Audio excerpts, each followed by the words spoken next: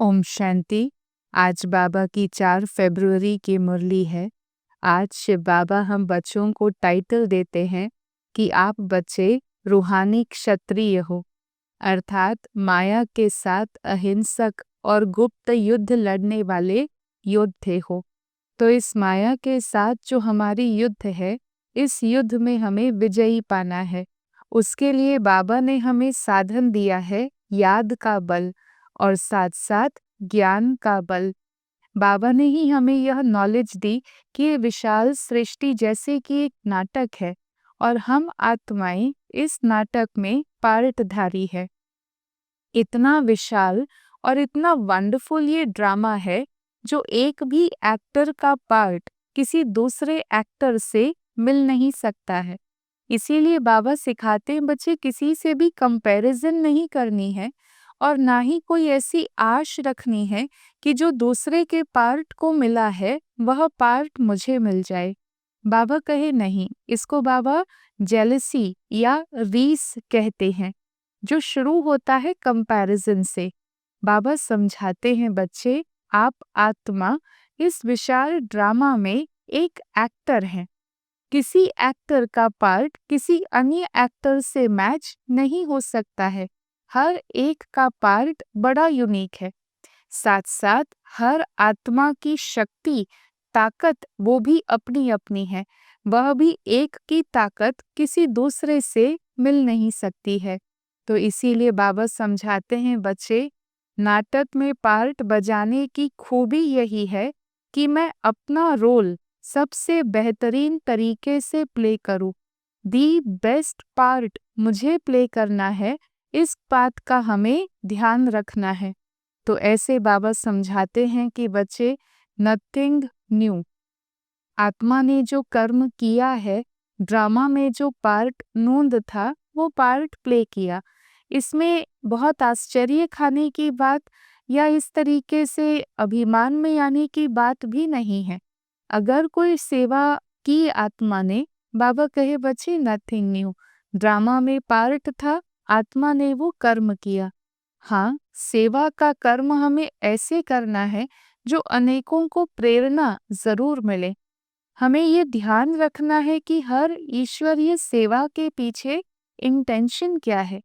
Intention तो यही है कि हम सारे विश्व को पुनः स्वर्ग बनाएं। स्वर्ग बनाने के लिए हम अपना तन मन धन लगाते हैं, ये भावना संपूर्ण रीति से होनी चाहिए। और ऐसा एक एग्जाम्पल बाबा याद करते हैं डॉक्टर निर्मला दीदी को। आप ब्रह्मा कुमारीज के बहुत अच्छे लीडर रहे हैं। ऑस्ट्रेलेशिया के सभी सेवाओं को भी आपने देखा। फिर दीदी ज्ञान सरोवर जो माउंट आबू हेडक्वार्टर्स में कैंपस है, वहाँ भी सेवाएं देती रहीं और बहुत ही एक आदर्श व्यक्तित्व रहा। तो बाबा उनको याद कर रहे हैं कि उन्होंने भी सेवा की, तो कैसे की? भारत को स्वर्ग बनाने के लिए अपने परिवार में से लौकिक पिताजी को समझाया और जो मिला पिताजी से उसको सेवा अर्थ लगाया। भावार्थ बाबा हमें ये समझा रहे हैं कि कैसे भारत को स्वर्ग बनाने में हम कंट्रीब्यूट करें, इस बात में हमें सोचना है और तत्पर रहना है। तो ऐसी बाबा की आज की मुरली है। मुरली का सार है, मीठे बच्चे, संगम पर तुम्हें नई और निराली नॉलेज मिलती है। तुम जानते हो हम सब आत्माएं एक्टर्स हैं, एक का पार्ट ना मिले दूसरे से। इस यूनिकनेस में ही हम हर एक का स्वमान टिका हुआ है कि जैसे हम हैं वैसा और कोई ना है, ना हो सकता है।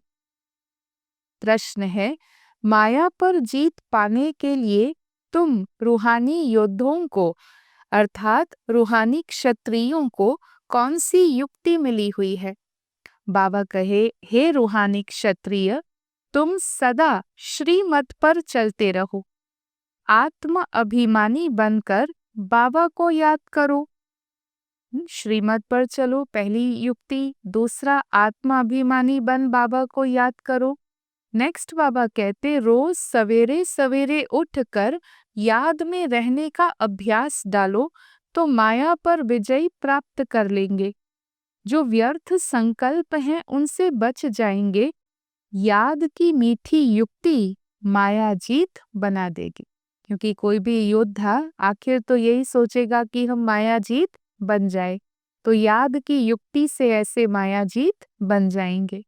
गीत है, जिसका साथी है भगवान, उसको क्या रोकेगा आंधी और तूफान।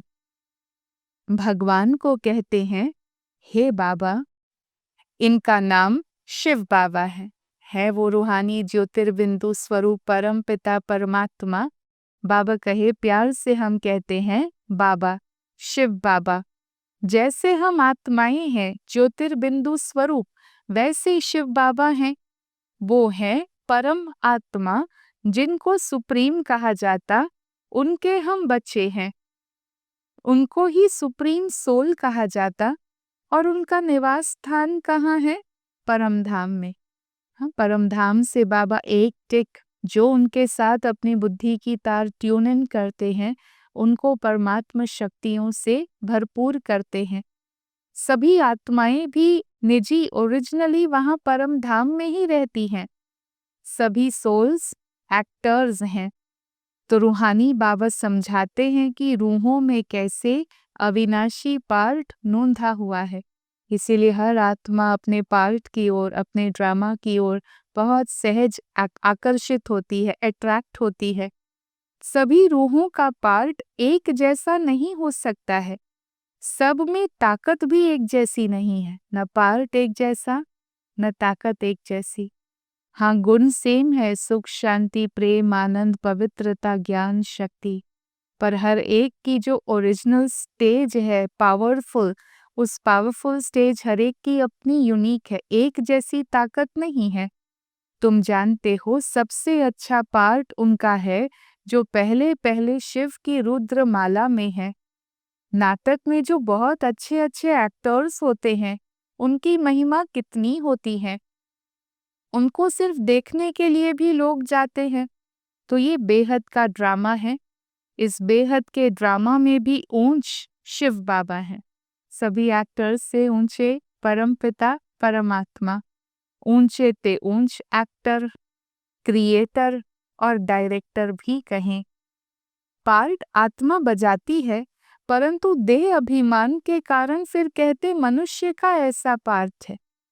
यही हमारी एकज भूल हुई, जो हम सोल कॉन्शियसनेस से स्लिप होकर बॉडी कॉन्शियसनेस में आ गए।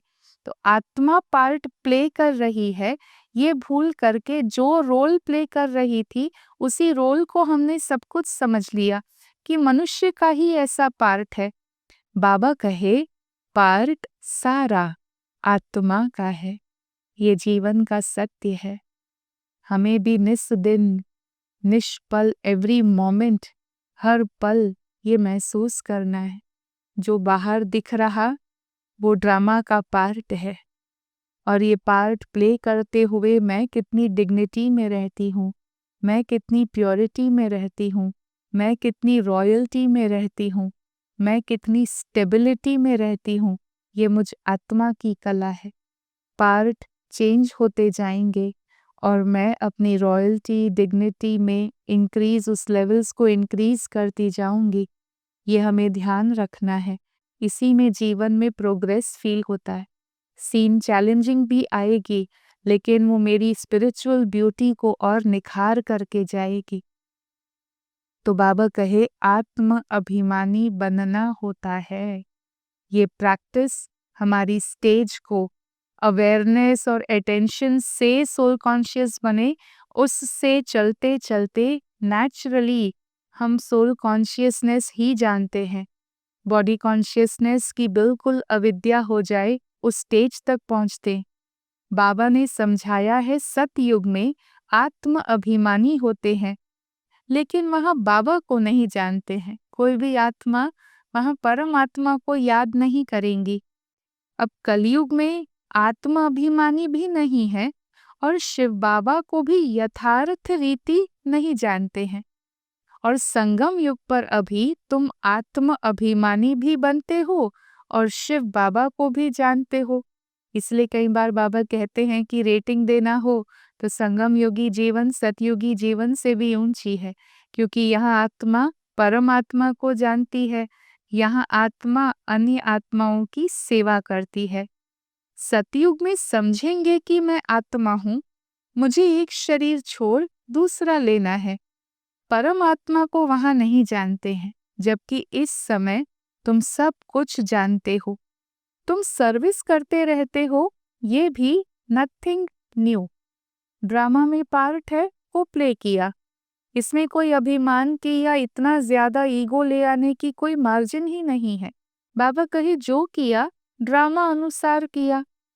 तुमने कोई फंक्शन किया, कोई सेवा का प्रोग्राम किया, कोई इवेंट स्पिरिचुअल सर्विस में ऑर्गेनाइज किया, यह भी नई बात नहीं है। बाबा कहे संगम पर यही तो धंधा करेंगे ना, और क्या करेंगे।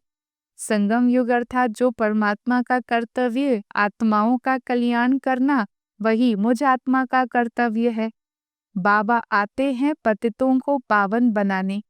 इसको कहा जाता है वर्ल्ड की हिस्ट्री ज्योग्राफी। अब नंबरवार तो हर बात में होता है, पार्ट में होता, जन्म में होता। तुम्हारे में जो अच्छा भाषण करते हैं तो सब कहेंगे कि इसने भाषण बहुत अच्छा किया। दूसरों का सुनेंगे तो भी कहेंगे कि पहले वाले अच्छा समझाते थे। तीसरे फिर उनसे भी तीखे होंगे। अभी हर बात में पुरुषार्थ करना होता कि हम उनसे ऊपर जाए। हाँ, नंबरवार जो है, बाबा कहे इसमें कोई कंपैरिजन की बात नहीं है, लेकिन अपना ही एक बेंचमार्क सेट करना है और अगली बार उसको इम्प्रोवाइज करना है। बाकी हाँ, सभी डिफरेंट है तो वो बातें तो रहेंगी ही नंबर वाइज की। हर बात में पुरुषार्थ करना होता है कि हम पहले से ऊपर जाएं। होशियार जो होते हैं वो झट हाथ उठाएंगे। कोई भी सेवा हो, भाषण करने की सेवा हो, कोई और सेवा हो, सेवा का उमंग है, होशियार है, तो बाबा कहे वो अपनी विलिंगनेस दिखाएंगे, ऑफर करेंगे। तुम सब पुरुषार्थी हो ना, आगे चल कर के मेल ट्रेन बन जाएंगे। हाँ, जब भी ट्रेन्स उतनी पॉपुलर नहीं थी, लोकल ट्रेन्स या रेलवेज भी, तो मेल ट्रेन ही बहुत फास्ट स्पीड की ट्रेन मानी जाती थी। तो बाबा कहे अभी आपका पुरुषार्थ की गति जो है वो मध्यम है, आगे चलकर मेल ट्रेन अर्थात तीव्र गति का पुरुषार्थ करेंगे। जैसे मम्मा मानो स्पेशल मेल ट्रेन थी ना, बाबा को तो पता ही नहीं पड़ेगा क्योंकि दोनों इकट्ठे हैं। ब्रह्मा बाबा शिव बाबा इकट्ठे, बाबा ब्रह्मा बाबा के तन में शिव बाबा की प्रवेशता होती तो दोनों इकट्ठे हो जाते हैं। तुम सदैव समझो शिव बाबा समझाते हैं। भले ब्रह्मा बाबा और शिव बाबा दोनों हैं, पर हमारा बुद्धि योग परमात्मा की तरफ कि मुझे ज्ञान दे समझाने वाले स्वयं परमात्मा है। बाबा और दादा दोनों ही जानते हैं, परंतु वह अंतर्यामी है। बाहर से कहते ये बहुत होशियार हैं। हाँ, शिव बाबा सब कुछ जानते हैं, ब्रह्मा बाबा तो स्वयं पुरुषार्थी हैं। हाँ, स्वयं होशियार जरूर हैं। बाबा भी महिमा सुनकर खुश होते हैं, ये भी समझते हैं कि फलाना बच्चा इस रूहानी सर्विस में होशियार है। कोई भी प्रकार से रूहानी सेवा हो, मनसा वाचा कर्मणा, बाबा को परख होती है कि यह बच्चा उस सेवा में बड़ा होशियार है। अब बाबा कहेंगे ये डॉक्टर निर्मला बच्ची बहुत अच्छी है। हाँ, बाबा निर्मला दीदी को याद कर रहे हैं एज एन एग्जाम्पल। बहुत प्रेम से लौकिक पिता को समझाए सेंटर खुलवाया है। उनका बैकग्राउंड ऐसा है कि उनके पिताजी ने सभी बच्चों को, बच्चियों को कुछ कुछ शेयर दिया था। तो निर्मला दीदी ने कहा था कि मुझे शादी तो नहीं करनी, पर आप जो मेरी शादी में करते वह मुझे आप देंगे तो मैं ईश्वरीय सेवा में उसको यूज़ करूँगी। और पिताजी ने उनको एक फ्लैट दिया था। तो बाबा इसको हमारे सामने एक एग्जाम्पल के रूप में दे रहे हैं कि ये भारत की सर्विस है, जो तुम भारत को स्वर्ग बनाते हो। तो बाबा हमें ये इंस्पिरेशन दे रहे हैं कि जैसे उनके पास जो था भारत को स्वर्ग बनाने की सेवा रखी, उस भावना से किया, तो ऐसी भावना हम बच्चे भी रखें, जो जितना कर सकें भारत को स्वर्ग बनाने में हम अपने खजानों को सफल करें। इस समय तुम सब रूहानी क्षत्रिय हो। लड़ाई के मैदान में आने वाले को क्षत्रिय अर्थात योद्धा कहा जाता है।